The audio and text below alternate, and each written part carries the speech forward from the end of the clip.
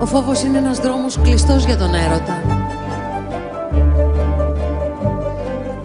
Ένα τραχή μονοπάτι, γεμάτο από φιδοφολιές και βρώμικα χορτάρια.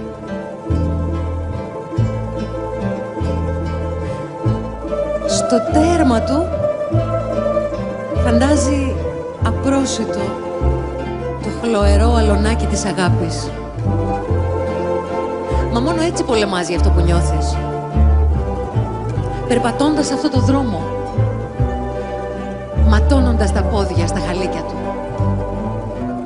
παραμερίζοντας με τους αγκώνες τα σαρκοβόρα αναρριχητικά φυτά που γλύφουν κιόλας λέμαργα το δέρμα σου, κοιτώντας πάντοτε μπροστά,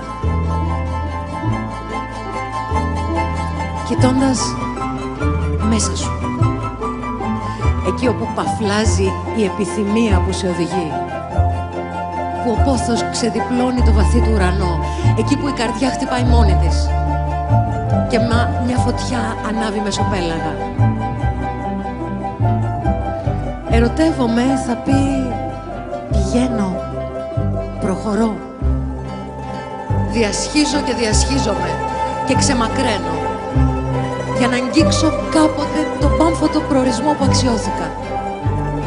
Θα πει φτάνω, ξυπόλυτη, λουσμένη στον υδρότα, κατάκομπη, γδαρμένη, δίχως νύχια, δίχως δόντια, με βλέφαρα καμένα, πρισμένα γόνατα, με χέρια τρυπημένα και τη φωνή τριμμένη πάνω στις συλλαβές του «Σ' αγαπώ».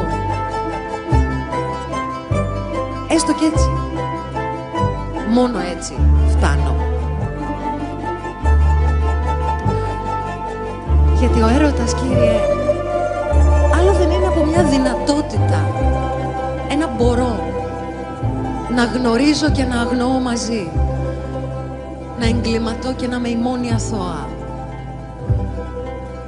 Μόνο οι γενναίοι αγαπούν, να το θυμάστε. Οι άλλοι απλώς ξεγελούν τα όνειρα. Εγώ ήμουνα στους πρώτους.